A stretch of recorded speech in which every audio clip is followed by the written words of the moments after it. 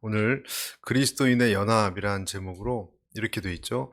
그러므로 주 안에서 갇힌 내가 너희를 권하노니, 그다음에 뭐라고 돼 있습니까?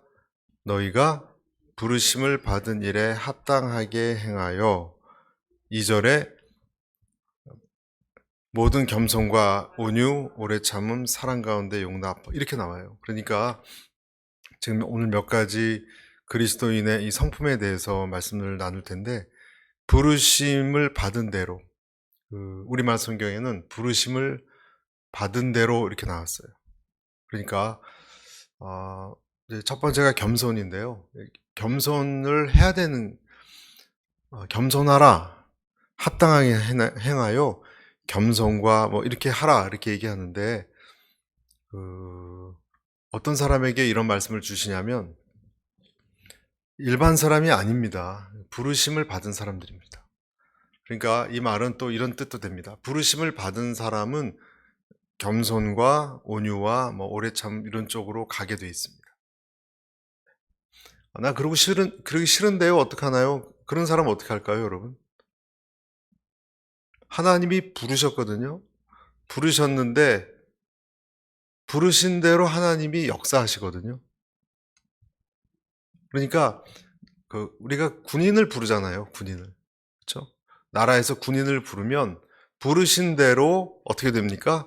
그는 몸도 슬림해지고 건강해지고 전투력도 강화되고 뭐 얼굴도 구릿빛이 되고 그리고 명령에 순종하고 그런 군인이 되는 것처럼 그리스도인이 하나님의 부르심을 받으면 그렇게 변해간다는 거예요. 근데 어떤 사람은 변해가는 것을 별로 못마땅하게 생각하는 사람은 어떻게 되는가? 하나님이 다스리신다면 하나님은 그의 삶을 계속 그쪽으로 이끌어 가십니다. 그래서 변화된 사람들을 보면 부르신 것이 확실해요. 그렇게 얘기하면 돼요. 부르신 것이 확실해요. 마치 군인다워지면 그가 군인으로 드래프트가 돼서 군인의 부르심으로 군 생활을 충실하게 하고 있다, 이렇게 보는 것처럼 부르심이 확실한 사람은 이런 모양으로 변해갑니다. 하나님이 다스리기 때문에. 그래서 오늘 우리가 이 말씀을 볼 때 나도 하지만 하나님이 그쪽을 이끌어 가신다라는 것을 같이 생각하셔야 됩니다. 내 모든 삶의 바운더리에 일어나는 일들은 나를 이쪽으로, 내가 거룩하니 너희도 거룩하라, 그런 말씀도 있죠.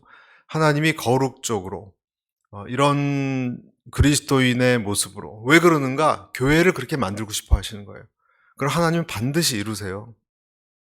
그래서 그런 교회가 되게 하고 그런 내가 되도록 역사하시고 계세요. 나를 향한 하나님의 어떤 집요한 의지예요.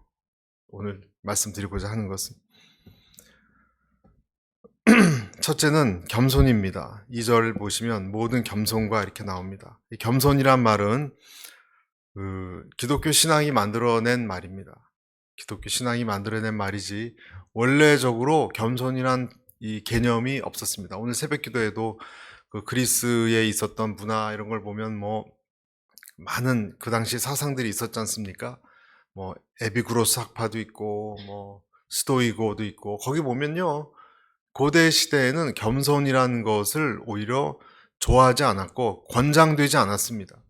겸손보다는 균형을 얘기했죠. 균형을 얘기하고 절제를 얘기하고 용기를 얘기했습니다. 그래서 이교도 사회의 덕목은요, 겸손이 강조되지 않습니다. 그렇게 강조되지 않습니다. 용감함이 강조됩니다. 그래서 겸손을 자꾸 얘기하면 굽실굽실 거리는 것처럼 여겨서 약자의 철학이라고 얘기했습니다. 움츠러든 노예 같은 이런 개념하고 다 연결이 됐습니다. 그러니까 우리가 지금 겸손은 굉장히 누구나 아는 개념인데 옛날에는 일반적이지 않았다니까요. 겸손이. 그런데 기독교는 겸손을 기독교인의 이 성품 중에 제일 앞에 두고 있어요. 그것도 참 독특한 부분이에요. 그러면 우리는 이제 생각해야 됩니다. 헬라어에도 겸손이란 단어가 거의 없는 것처럼, 별로 그런 단어가 존재하지 않았던 이 시대에 예수님을 믿는 사람들에게 겸손이 왜 그렇게 중요한가? 그리고 그 겸손은 도대체 어디서부터 시작되는가? 여러분, 내가 만약에 실력이 이렇게 많은데 그 실력을 없는 채 하는 것, 그것이 겸손입니까? 그것은 겸손이 아니에요. 내가 뜀뛰기를 아주 빠르게 하는데 옆에 사람 위해서 천천히 띄워주는 것, 그것이 겸손입니까? 돈이 많은데 없는 척 하는 것, 그게 겸손입니까? 그런 걸 겸손이라고 기독교에서 말하지 않습니다. 겸손은 그렇다면 무엇인가? 겸손의 출발점은요, 아주 중요한데요. 정확한 자기 인식에서 출발합니다. 정확한 자기 인식. 내가 누구냐? 내가 누구냐를 제대로 보지 못하면 그 사람은 아무리 겉으로 사람을 도와주고 표정을 부드럽게 하고 뭐 말씨가 부드러워도 하나님이 보시기에는 겸손하지 않다고 여겨요. 출발점이. 그럼 나를 인식하는 자기 인식을 한다는 것은 그럼 뭐냐? 그것은 또 다른 말로 나의 비천함을 보는 능력이에요. 자기 비천함과 자기 부패, 내 부패함과 비천함을 봤다, 만약에. 그 사람은 그냥 자동적으로 겸손해집니다. 왜냐하면 보통 우리는 모든 일에 자기를 그 중심에 놓고 의롭다고 생각하는 경향이 있어요. 우리는. 그래서 이 부분을 자꾸 잊어버립니다. 그런데 만약에 내가 하나님을 의식을 한다면, 여러분, 하나님을 여러분이 정말 어느 날 아침에 하나님에 대해서 골똘히 생각하고 의식을 했어요. 그러면 어떤 일이 일어나냐면 하나님과 함께 동시에 내가 보여요. 내가 보여요. 그게 안 보인다. 그럼 뭔가 그 사람 신앙이 이상한 거예요, 여러분. 하나님이 느껴지는 동시에 어느 선지자건 그리스도인이건 그냥 앞에 거꾸라졌습니다. 그냥 바르치 앞에 그냥 죽은 듯 하게 되었습니다. 자기 인식이 돌아온, 자기의 그 주제 파악을 한 거예요. 그러니까 주제 파악. 본래 자기를 보는 거예요. 자기가 어떻다? 의로운 체하고 잘난 체했지만 사실은 하나님이 이렇게 하면 숨이 끊어질 수밖에 없는, 그리고 아주 고약한 성격을 가진 부패하고 비천한 자기를 보는 거예요. 그러면 그 사람은 뭐 겸손해지지 말라 그래도 겸손해질 수밖에 없어요. 마치 수험생이 자기 시험을 봤더니, 수능 시험 봤더니 형편없는 시험 점수가 나왔어요. 그럼 어떻게 교만합니까? 네? 자기가 몰랐을 때는 교만할 수 있어도 명백히 나왔는데 거의 뭐 밑바닥이 나왔다 그러면 어디 가서 교만할 수가 없는 거하고 똑같은 거예요. 자기 성적표를 봤으니까. 자기 인식이에요. 그것은 하나님을 볼 때 자기 성적표가 보이는 거예요. 그리고 그것을 제대로 본 사람의 특징은 자기 비천함을 봐요. 비천함을 봐요. 저는 우리가 그런 주님의 빛 아래 나를 볼 수 있는 그런 능력이 있게 되시길 바랍니다. 그것을 못 보면 날뛰어요. 날뛰는 사람들의 특징은 자기를 직시 안 해서 그래요. 뭐가 된 것처럼 날뛰어요. 그러다가 여러 가지 이런저런 자기 날개 쭉지가 꺾이고 하나님을 만나면 그때서야 통곡하며 제가 그러지 말았어야 되는데 하고 자기의 본 모습으로 돌아옵니다. 그것이 겸손의 출발점입니다. 그래서 겸손한 사람은 늘 하나님의 빛을 이렇게 마치 후라시라이트를 갖고 다니는 사람 같아요. 하나님의 빛을 의식하니까 자기가 보이니까 함부로 하지도 않고 행동을 조심하게 되고, 그리고 완전한 하나님을 느끼니까 불완전한 피조물이 된 내 자신을 느끼면서 사는 거예요. 바울이 오늘 여기서 겸손이란 말은 마음을 낮추는 것이기도 한데, 이러한 마음을 만약에 우리가 모두 가지고 있다면 그리스도인들이 있는 곳에는 그것이 가족이 되었건 교회가 되었건 뭐 다른 어떤 모임이 되었건 직장이 되었건 연합되는 것은 일도 아닙니다. 연합이 됩니다. 왜? 서로 다 부족하다고 여기는 사람들이 모여 있으니. 회의도 잘 될 것이고 의견도 서로 존중할 것이고. 그렇지 않겠습니까? 여러분, 모든 불화의 뒤에는 교만이 숨어 있어요. 모든 불화의 뒤에는 교만이 숨어 있어요. 회의가 안 되는 것은 의견이 달라서가 아니라 다른 의견을 내면서 그 사람이 상대를 멸시하는 말을 해서 그래요. 그러니까 회의가 파토가 나버리는 거예요. 순수한 의견 차이면 사람들은 그렇게 기분 나빠하지 않습니다. 그런데 그 주장을 하면서 상대를 누르고 상대를 하대하는 교만이 엿보일 때 그 상대방도 참지 않는 거예요. 왜 참습니까? 그러니까 이제는 내용이 중요한 것이 아니라 그 상대를 향한 태도 때문에 파토가 나고 원수가 되는 것입니다. 대부분의 싸움이 그렇습니다. 그래서 조화와 화해의 비결은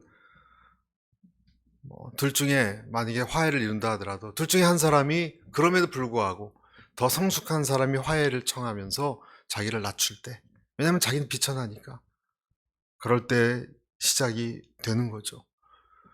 여러분, 우리는 알아야 하는 것, 그리스도인이 없는 곳에 인간의 모임은 제 아무리 그것이 겸손한 외양을 갖췄다 할지라도 허영과 권력 다툼의 게임에 지나지 않습니다. 그리고 그 부분에 있어서 우리는 아주 능숙합니다. 능숙합니다. 여러분, 우리는 본능적으로 존중받지 못할 때 본능적으로 내가 그걸 알아차려서 기분 나쁘죠. 그렇죠? 마찬가지로 우리에게는 어떤 성향이 있냐면 본능적으로 나보다 약한 자를 누르고 싶은 마음이 있어요. 본능적으로 기분 나쁜 게 안 가르쳐줘도 기분 나쁜 것처럼 본능적으로 나보다 약한 자를 밟고 누르고 무시하고 싶은 욕망이 있다니까요. 아무리 그것을 기독교 이름으로 혁대를 메고 가둔다 하더라도 그것은 있어요. 존중하지 않습니다. 나보다 약한 상대를. 그리고 내가 저 사람과 힘겨루기를 했을 때 저 사람이 가지고 있는 무기가 아무리 휘둘러도 나를 상처 주지 못한다는 걸 알 때는 밟아버립니다. 우리는 그렇습니다.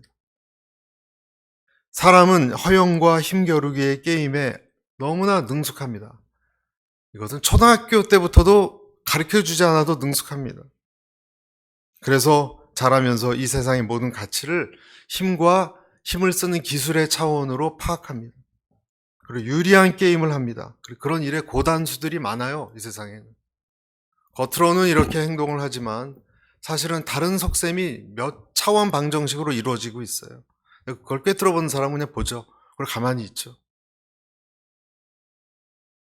그리고 그런 공동체에 있는 사람들은 그런 몇몇 사람의 고단수를 내는 파워풀한 사람들의 눈치를 보고 자기의 위치를 적용시킵니다.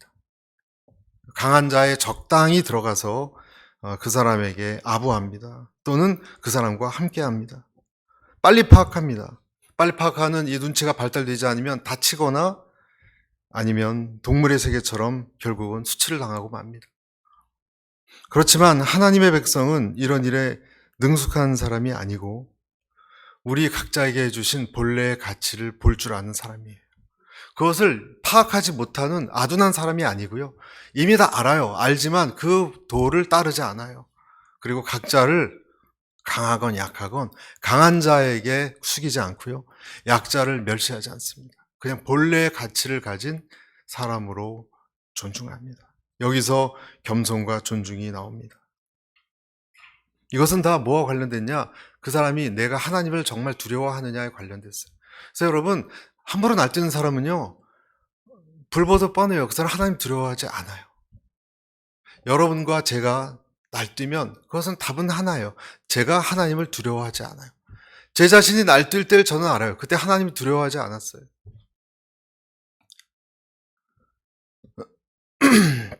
여러분은 어떤 사람이십니까? 겸손한 것은 비굴한 것과 다릅니다. 내 가치를 하찮게 여기는 사람은 비굴합니다. 아까 말씀드린 하나님 앞에서 내가 비천한 자다, 하나님 앞에서 부패한 자다라는 것은 하나님 앞에서 내 가치, 무가치하다, 똑같이 맞는 말이에요. 그러나 그런 나를 하나님이 받아주셨다라는 그 다음 단계를 넘어간 사람인데 비굴한 사람은 그 다음 단계로 넘어가지 않았어요. 그러니까 영원히 나약합니다. 그러니까 비굴과 겸손의 차이는 그리스도가 내 안에 있느냐 없느냐의 차이예요. 비굴한 사람은 또 우리도 알아봐요, 그 사람을. 그 사람 말과 표정과 태도에서 비굴합니다. 살아남으려고 발버둥 칩니다. 그래서 불쌍합니다. 왜냐하면 그에게 하나님이 없기 때문에. 그가 그렇게 나약하게 제스처를 써서가 아니라 그는 하나님을 모르고 혼자 힘으로 생존하려고 발버둥 치는 것을 보니까 그리스도가 있는 사람에게는 그런 사람이 불쌍하게 보입니다. 여러분과 저 안에 그리스도가 있는가? 여러분 그리스도가 있다면 그 그리스도만이 우리를 힘있게 하는 분이라는 것을 깨닫고 언제 어디서나 하나님의 지혜와 용기를 갖고 살아가시기를 축복합니다. 골로새서 3장 12절에 그러므로 너희는 하나님이 택하신 거룩하고 사랑하신 자처럼 긍휼과 자비와 겸손과 온유와 오래 참음을 옷 입고 이런 말씀이 있어요. 첫째는 겸손을 말씀드렸는데 겸손의 핵심 뭐라 그랬죠? 자기 인식이에요. 제스처가 아니에요. 제스처가 아니에요. 자기 인식이에요. 둘째, 겸손과 비슷하지만 조금 다른 것은 온유입니다. 온유. 온유는 무엇인가? 원래 이 단어는 고삐에 잘 훈련된 말을 묘사할 때 썼어요. 그러니까 벌써 보세요. 온유는요, 힘이 없는 사람이 묵처럼 흐물흐물한 사람을 뜻하는 것이 아니고 비굴이에요. 온유는 힘이 강한 자가 힘을 통제하는 사람이에요. 다르죠? 힘이 있는데 부드럽게 행동을 하는 사람이 온유예요. 연약함이 아니에요. 힘 조절이에요. 힘 조절. 힘 조절을 잘하는 사람을 온유하다라고 말합니다. 무용이나 뭐 댄스도 그렇고 여러분 고수들은 발을 밟지 않죠. 그리고 모션이 부드럽습니다. 힘절제가 되고 기술이 이미 터득해서 그런 것이죠. 그래서 훈련된 사람만이 온유합니다. 그리스도인 중에서도 여러분 훈련된 사람은 온유합니다. 저는 우리 모두가 온유한 사람으로 더 발전하시기를 축복합니다. 파워가 있지만 함부로 하지 않는 것, 상대방을 위해서 톤을 조정하는 것, 어른이 눈높이를 아이의 눈높이에 낮춰서 말을 거는 것, 그것이 온유한 거예요. 위에서 아이에게 소리치는 것은 온유한 게 아니에요. 그 아이의 눈높이로 무릎을 이렇게 낮춰서 내려와서 눈을 보고 그 아이의 언어에 맞게 얘기하는 사람, 그 사람이 온유입니다. 여러분 남편이 소리치면 이렇게 마초맨처럼 멋있게 보입니까? 온유는 상대방을 존귀하게 여기는 인격 존중이고 온유는 그래서 사랑과 통합니다. 그리고 겸손하고도 통합니다. 온유가 겉이라면 겸손은 속이에요. 온유가 겉모양이라면 겸손은 속에 대한 내용이에요. 우리나라 그 배용준 씨가 그 러브소나타에서 그렇게 인기가 특히 일본 그런 기사를 제가 들은 경우가 적이 있는데 일본의 아주머니들이 그렇게 배용준한테 빠진 이유는 뭐 그가 뭐 잘생기고 그런 것도 있지만 부드러움을 자기 남편에게서 느끼지 못했던 부드럽게 너무 간드러지게 부드럽게 얘기하죠. 거기서 보면 그냥 거기다 녹는 거라 그러더라고요. 아줌마들은 부드러운 남자들에게 이렇게 녹는 것 같아요. 그래서 동의하십니까? 동의하세요? 부드러워. 저는 무슨 뭐 외모니 연기력인 줄 알았는데 그게 아니라 그런 문화가 별로 그 일본 남자들에게는 없나 봐요. 그래서 그게 결국 뭡니까? 절제하고 그 사람에 맞게 그를 존중하는 걸 느낀 거죠. 거기서 마음이 높고 열리는 거죠. 그 전에 그 영화 중에 쉰들러 리스트에서도 인상 깊게 봤던 장면은 그 독일 장교가 그 포로 수용소들을 이 높은 건물에서 총을 들고 한 명씩 쏴 죽이는 장면이 나와요. 재미로. 그 노동 막 이렇게 일하고 하는데 멀리서 그냥 이렇게 망원경 같은 것을 장충에 메고 이렇게 개미처럼 보이나 봐요, 유대인들이. 그래서 팡팡 쏴 죽이니까 신들러가 방문했다 그 모습을 보고 하지 말라 그럴 수도 없고 묘안을 냈어요. 이런 얘기를 했어요. 진정한 힘은 진정한 마흐트, 독일어로 힘은 쓸 수 있는 힘을 절제하는 데에서 온다라는 얘기를 했더니 그 독일 장교가 가만히 듣더니 비웃는 듯이 한 웃음을 짓더니 총을 내려놓더라고요. 거기서 다시 한번 억제, 힘을 쓸 수 없는 것이 아니라 쓸 수 있는데 억제할 수 있는 능력, 그 온유, 그것이 진정한 파워다 라고 했던 말이 기억이 납니다. 온유한 사람은 그래서 자기 마음이나 혀, 입술, 그런 것을 통제할 수 있는 사람입니다. 그런 자제력을 가진 사람은 제가 보기엔 별로 많지 않아요. 저도 잘 안 되고, 잠언서에도 보면 10장 19절에 입술을 제어하는 자가 지혜 있다, 이런 말이 있지 않습니까? 입술이 제어가 안 돼요, 사람이 잘. 그러니까 정말 자기의 말을 다스리는 사람은 나라를 정말 구할 수도 있을 거예요. 그러나 인간인지라 우리에게 야고보서에 있듯이 불의 혀같이, 혀가 지옥에서 나오는 그 저주의 말을 하듯이 우리는 잘 주체하지 못하는 때가 있습니다. 그러나 만약에 그의 언어와 그의 행동과 감정이 딱 절제돼서 온유해질 수 있다면 그 사람은 하나님의 통제를 받는 사람은 분명합니다. 내가 화를 낼 때 화내고 화를 내지 말아야 될 때 내지 않는 것. 이 사람은 내 자아가 죽은 사람이고 예수께서 그 안에 살아 역사하시는 사람이 분명합니다. 그래서 겸손과 온유는 지금 두 가지 말씀드렸는데 사람에게서 쉽게 발견될 수 없습니다. 거의 못 봤습니다. 다 누구나 극단적이게 흥분하면 그냥 이성을 잃는 경우가 대부분인 것 같아요. 그래서 겸손과 온유는 사람의 성품이라기보다 예수님에서 떨어져 나온 조각 같은 어떤 그런 성품이에요. 그래서 마태복음 11장 29절에 이렇게 돼 있죠. 같이 읽어볼까요? 시작. 나는 마음이 온유하고 겸손하니 나의 멍에를 메고 내게 배우라. 그러면 너희 마음이 쉼을 얻으리니. 예수님께서 직접 얘기하셨어요. 내가 그러니까 나에게서 그것을 배워라. 내 성품을 좀 가져가라. 그런데 조건이 있습니다. 조건이 뭐죠? 멍해요, 멍해. 겸손이나 온유를 배운 사람들은 내 마음으로, 내 식으로, 내 자유로 배워지는 것이 아닙니다, 이것은. 자연적으로 좀 성품이 부드럽게 태어난 사람이 있을 수 있어요. 여기서 말하는 것은 그런 게 아니에요. 여기서 말하는 진정한 하나님 앞에서 비천함을 느끼고 그리고 힘이 있는데 절제하는 힘은요, 예수님의 멍에에서 시달려 본 경험이 있는 사람만 가능합니다. 어떤 사람은 그렇게 얘기해요. 나 멍에 없이 좀 이런 거 가질 수 있으면 좋겠어요. 이것은 야생마가 훈련 없이 경주마가 될 수 있다라고 얘기하는 것처럼 거의 불가능합니다.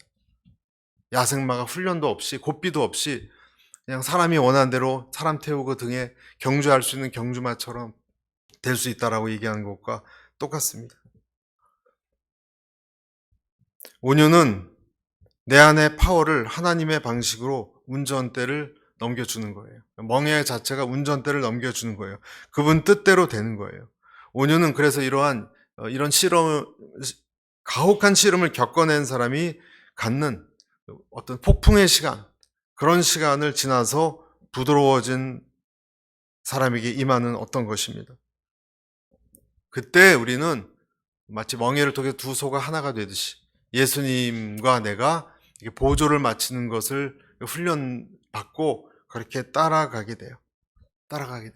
내 뜻대로 하려고 그러다가 그냥 내 혈기와 생각을 하려고 그러다가 예수님 멍에를 생각하면 옛날 아팠던 거, 불순종이 다시 생각나서 다시 엄마의 기주고 하고 다시 주님께 나가는 그런 전기 충격을 여러 번 받으면요, 그렇게 돼요. 개를 기르면서 하도 말을 안 들어가지고 전기 충격을 몇 번 줬더니 얼마나 말을 잘 듣는지. 안 하려고 그랬는데 위험한 데 가니까 어쩔 수 없었어요. 위험한 데 가니까. 그런데 이제는 채우지도 않아요. 그냥 말을 들어요. 그전엔 절대 안 들었어요. 맛있는 거 줘도 안 듣고 뭘 해도 안 됐어요. 그런데 그 버저를 하니까 몇 번 하는데 말을 들어요. 그런 게 멍해 같은 거죠. 상처가 많은 사람은 하나님이 다루십니다.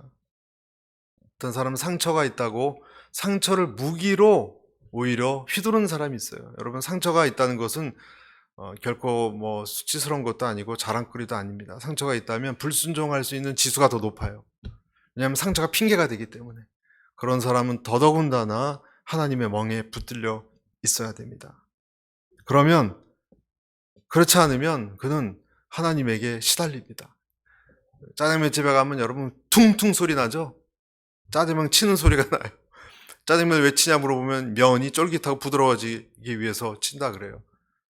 짜장면 치듯이 하나님께서 멍에를 가지고 우리를 다스리십니다. 그래서 멍에를 메고 배우라고 하셨습니다. 여러분, 이 멍에를 매지 않는 방법, 다른 방법이 없어요. 이 방법 외에는 성화될 수 없습니다. 모든 면에서 그리스도의 도가 날 이끌어가는 이 방법, 이 멍에에 흔쾌히 수용하고 나갈 수 있게 되기를 바랍니다. 이게 유일한 길이기 때문에 그래요. 민수기 12장 3절에 보면 이 사람 모세는 온유함이 지면의 모든 사람보다 승하더라. 이 충동적이고 혈기 있던 모세가 이런 사람으로 민수기에 나와서 이제 이런 표현을 썼거든요. 이 사람 온유함이 승하다 이런 표현을 썼는데 40년 필요했어요, 여러분. 모세가 40년이 필요했어요. 멍에로. 왕궁에서 글 공부로 무예 공부로 될 수 있는 게 아니었어요, 여러분. 자기가 해체되는 경험을 통해서만 가능했어요. 여러분, 만약에 예수님의 멍에를 매지 않는다면 어떻게 될까? 예수님의 멍에를 결코 난 매기 싫다. 그런 사람들은 어떻게 될까? 네, 자기 길로 갈 것입니다. 자기 길로 가는 것 자체가 나 자신을 추구하는 길이고, 그리고 하나님의 멍에를 아주 귀찮고 방해가 된다고 여기는 사람일 것입니다. 그 사람은 하나님의 멍에로 주님께 나가는 것이 아니라 자기를 예배하는 사람이 됩니다. 멍에는 왜냐면 멍에 자체가 소유권에 대한 개념이에요. 너는 누구 거냐? 그걸 의식하게 만드는 거예요. 그래서 멍에는 내가 내 발걸음을 내 마음대로 할 수 없다는 것을 깨우치는 거예요. 내 길을 이렇게 가다가 여러분 오른쪽으로 빠지고 싶은데 오른쪽으로 못 빠지게 멍에가 탁 치면요. 그때 깨닫는 거예요. 멍에가 있음으로 해서 나는 내 인생이 내 것이 아니라는 것을 깨닫는 거예요. 멍에가 주는 비결은. 여러분, 할렐루야. 내 마음대로 인생이 펼쳐나갔으면 좋겠는데 내 마음대로 인생이 안 펼쳐나가고 막힌다는 것은 무슨 뜻입니까? 하나님이 땡기는 거예요. 멍에가 있다는 거예요. 인생이 주인이 내가 아니라는 거예요. 그걸 빨리 깨달아야 되는 거예요. 내 뜻대로 인생의 모든 일이 자식 문제건 직장 문제건 건강 문제건 안 되고 막힐 때마다 우리는 깨달아야 되는 것이 내 마음대로 살 수 있는 것이 아니구나. 그것을 깨달으란 소리예요. 그러니까 너는 내 멍에에 매어서 이쪽으로 와라 라는 소리예요. 그러니까 깨닫는 때는 언제예요? 환난 때예요. 환난 때가 아니면 절대로 못 깨닫습니다. 환난 날에 산성인 것이 보이는 거예요. 환난 날에 피난처가 보이는 거지. 여러분 등산하다가 옛날 6.25 때 피난처 갔던 데는 거미줄만 있고 누가 거기다 오줌을 싸놓고 들어가기도 싫어요, 여러분. 그런 데는 안 보여요. 그러나 정말 전쟁이 터지면 그런 데라도 들어가요. 환난 때 피난처가 보이는 거예요. 환난 때 산성이 보이는 거예요. 환난 때 하나님의 손이 강함을 경험하는 거예요. 환난이 없으면 구원의 손자락을 잡을 수 있는 눈이 안 생겨요, 우리에게. 내 길이 막힐 때, 내 힘이 붙일 때, 그때 멍에를 나도 느끼는 것이고 하나님이 나를 훈련한다는 것을 보는 것입니다. 그래서 내 의지 그리고 내 유익, 내 목표가 나의 것이라고 생각하는 것을 우리는 빨리 버려야 됩니다. 아멘. 지난주 말씀드린 내 혀도요 내 것이 아니에요. 혀를 함부로 쓰면 안 되고 내 타고난 두뇌도 내 것이 아니에요. 함부로 쓰면 안 되는 거예요. 내 재산도 그렇고 심지어 내 섬김도 마찬가지예요. 내가 섬긴다고요? 아니에요. 그리스도께서 섬기도록 하시니까 섬김도 그리스도 거예요. 내 정욕과 내 허영으로 힘 낭비할 때 그 힘은 내 것이 아니라는 것을 우리는 기억해야 됩니다. 신부는 신랑의 지도를 따라야 되는 거예요. 우리가 그리스도의 신부라면 신랑의 지도를 안내를 받아야 되는 거예요. 그래서 나를 포기하든지 그리스도를 포기하든지 둘 중에 하나를 포기하라고 하는 때가 때때로 찾아옵니다. 만약에 그럴 때 주님께 나를 드리지 않는다면 여러분, 아주 중요한 말씀인데요. 여러분, 그 내 의지와 하나님의 의지 두 가지 중에 내가 끝끝내 주님의 뜻을 따르지 않는다면 이렇게 말할 수 있습니다. 여러분은 그리스도의 길을 따르지 않는 것입니다. 그리스도의 길을 가지 않는 것입니다. 그리스도의 멍에를 통해서만 당신을 온유하게 길들일 수 있다는 것을 기억하십시오. 세 번째, 그리스도인의 위대한 세 번째 자질은 오래 참음입니다. 오래 참. 영어로는요, long suffering 이렇게 되어 있어요. 그 킹제임스에는 long suffering.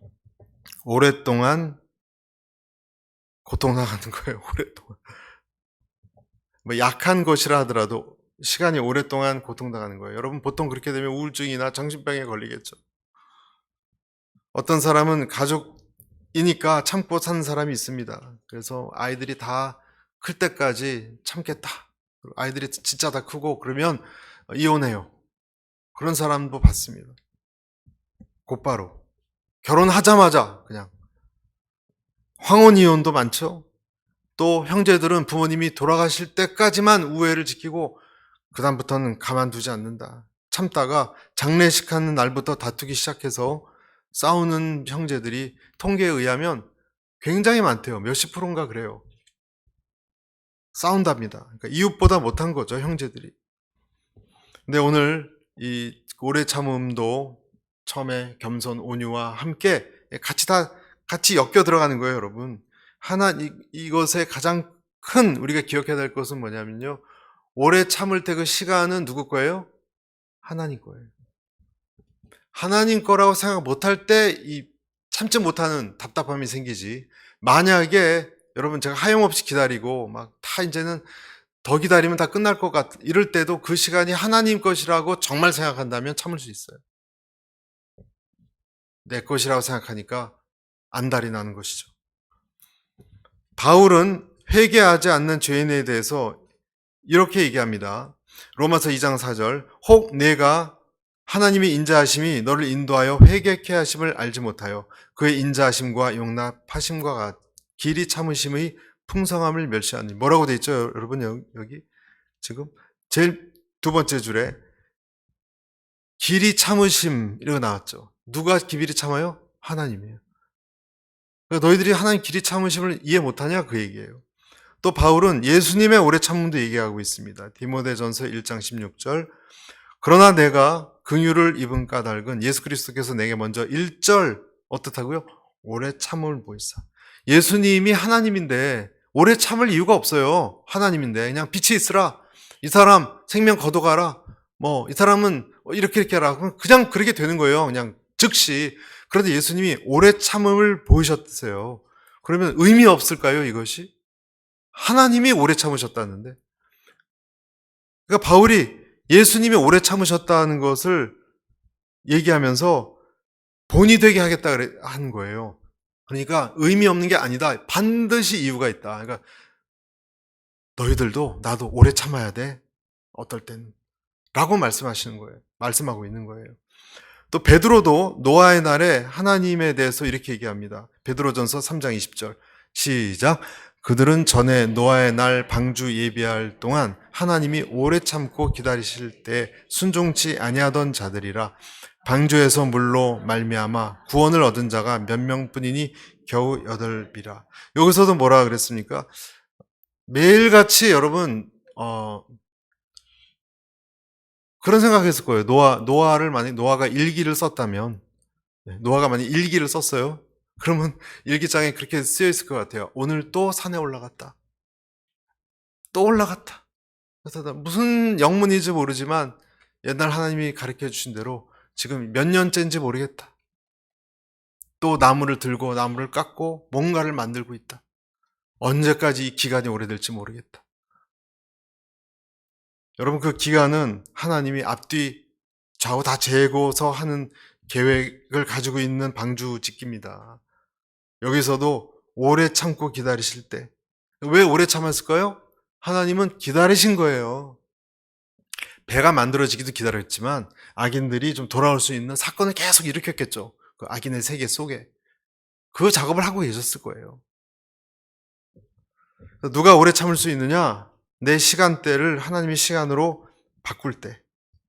네. 내가 화난다고 즉시 화를 내는 것은 내가 시간의 주인이 된다는 뜻이고, 인내하고 기다린다는 것은 하나님이 주인이라고 간주하는 것입니다. 그리고 그때는 우리가 잘 이해 못합니다. 여러분 창세기 15장에 보면 아모리 족속의 때가 오기까지, 찰 때까지 너희가 400년 기다려야 된다. 그런 얘기가 있어요. 그건 이해하기 힘든 부분이에요.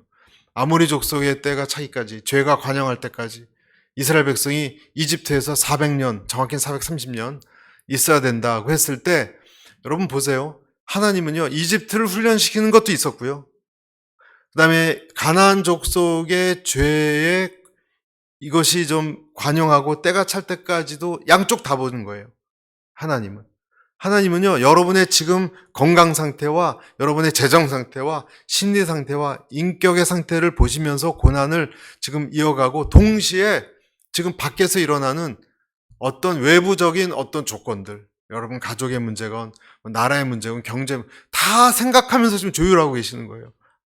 내부, 외부 다. 그것이 하나님의 시간의 관리 방법입니다. 이방의 객이 되어야 한다. 그때까지 이방의 객이 되어, 이방의 객으로 이집트에서 종살이 하는 거 괜찮아. 그때까지 하는 거야. 여러분, 이것이 명백히 하나님의 계획이었다는 것이 계속 전수돼서 내려왔으면 애굽에서 종살이 했던 사람들 그렇게 괴롭지 않아요. 그 중에서는 분명히 영적인 어떤 지식을 가지고 이건 다 우리가 당해야 되는 거야 라고 했던 영적 리더들이 있었을 거예요, 여러분. 그 안에. 대부분은 몰라서 그냥 막 살려달라고 그랬겠지만, 모세가 오기까지. 어떤 사람들은 아브라함을 통해서 들었던 이것을 간직하고, 아니야, 죽는 소리 하지 마. 이건 우리가 기다려야 돼. 일찍 나가면 더 죽어. 그렇게 얘기한 사람이 있었을 거예요, 분명히. 어떤 사람은 왜 400년이냐? 40년이면 충분한데. 어떤 사람은 100년이면 충분한데. 그래서 하나님의 때를 기다릴 수 있느냐? 하나님의 때를 기다릴 수 있는 것은 하나님과 연관시킨 사람만 가능하고요. 그때 반드시 희망의 믿음이 필요합니다. 여기서 희망의 믿음이 필요합니다. 여러분, 저와 여러분에게 이 희망의 믿음이 늘 살아있게 되기를 축복합니다.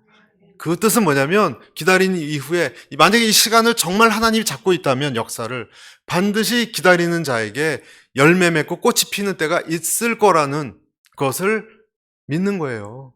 그것을 믿는 거예요. 그래서 히브리서에 보면 너희에게 인내가 필요함은 너희가 하나님의 뜻을 행한 후에 약속을 받기 위함이라. 잠시 잠깐 후면 오실 이가 오시리니 지체하지 아니하시리라. 그래서 그 오래 참음을 받아들인 사람은 이런 자세를 가질 수 있습니다. 그것은 뭐냐? 내 삶에, 여러분, 내 삶에 빛이 있을 수도 있고 어둠이 있을 수도 있다. 혼돈이 있을 수도 있다. 무질서도 있을 수 있다. 그냥 그것을 다 같이 어울려서 살아가는 것이다. 이 생각을 가능하게 됩니다. 얼마나 다른지 아십니까? 이것이. 내 가족 중에 아픈 사람이 있을 수도 있다. 또 내 인생의 어떤 부분은 실패한 것을 받아들이면 되는 거예요.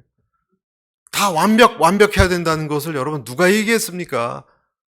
하나님의 뜻이 아니라면요. 하나님의 뜻이 아닌 완벽은요, 하나님 안에서 불완전한 것보다 못해요. 어떤 때는 내가 보기엔 정의롭지 않은데 불의가 있어요. 평등보다 불평등, 하나됨보다 그 모임에 분열이 있고 싸움이 있는 것 같고 그렇게 여겨질 때가 있습니다. 그래도 절망하지 말아야 됩니다. 왜냐하면 하나님의 프로세스니까 지금. 그리고 때가 되면 악인은 필연적으로 심판받게 돼 있습니다. 여러분 믿으시죠? 필연적으로 사필 규정이 되게 돼 있어요. 역사는. 그러니까 크게 억울할 것도 없어요. 그리고 그 시간 동안 나도 변화됩니다. 나도. 뭐 다른 사람만 얘기할 게 아니에요. 나도 변화돼요. 알고 봤더니. 그래서 오래 참는다는 것은 하나님을 믿으면서 나도 변화되고 동시에 나를 괴롭혔던 사람에 대한 마음을 사랑으로 바꾸는. 여러분 불가능하죠?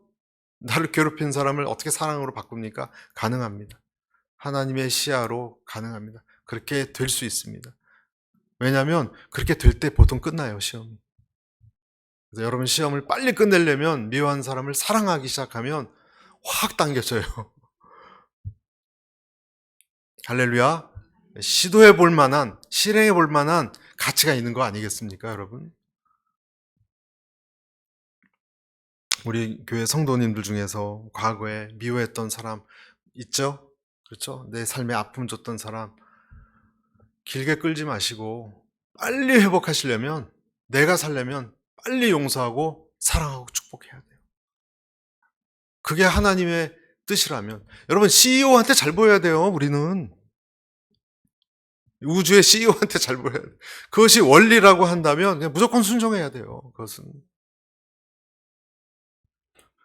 오직 나의 의인은 믿음으로 말미암아 살리라. 또한 뒤로 물러가면 내 마음이 저를 기뻐하지 아니하리라 하셨느니라. 우리는 뒤로 물러가 침륜에 빠질 자가 아니요 오직 영혼을 구원함에 이르는 믿음을 가진 자니라. 이렇게 물러가지 않고 이 시간, 억울하고 힘든 시간이라도 믿음으로 기쁘게. 왜냐하면 지금 뭔가 잘 되고 있어요, 여러분. 이게 힘든 시간이 아니라 하나님이 잘 되게 하고 있는 중이라니까요. 예를 들어서 430년을 마치지 않고 나왔으면 가나안 족속을 파괴하지 못했을 거예요. 만약에. 그러면 나와봤자 어디로 갑니까?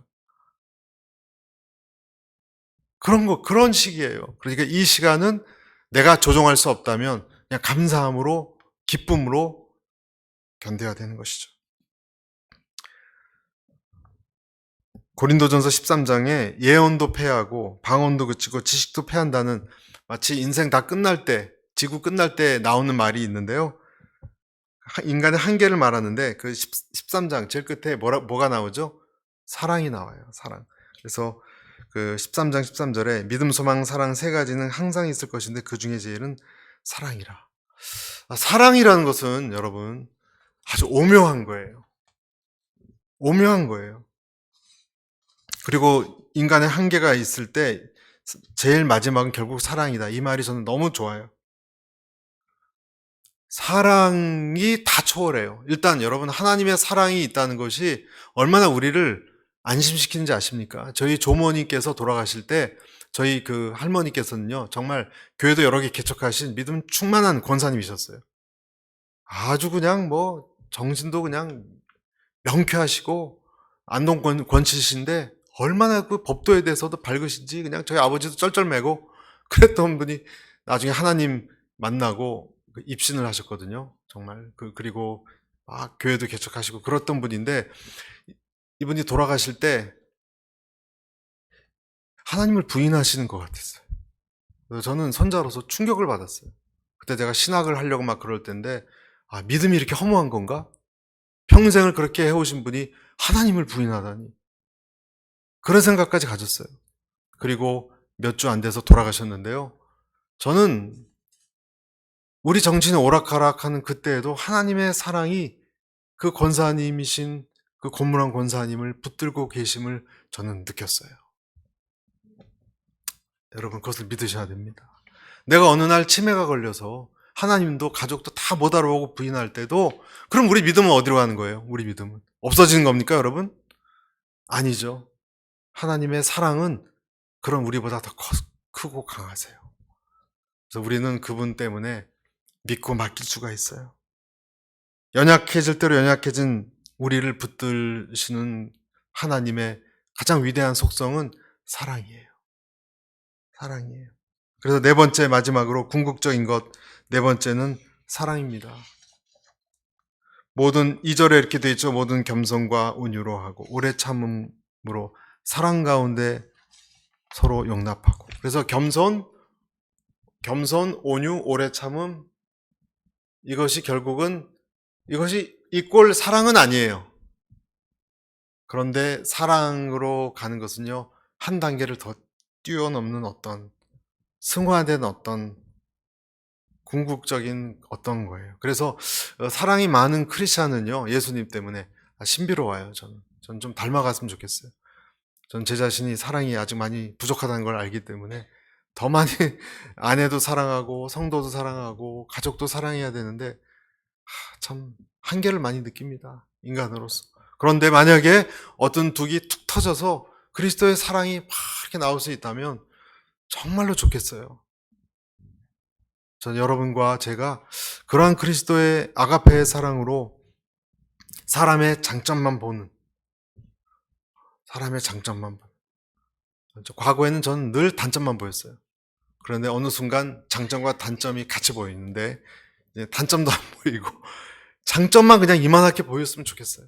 안 돼요, 아직 안 되는데 의지로 다 되는 것 같지도 않고 그것은 어떤 어나더 레벨인 것 같아요. 어나더 레벨.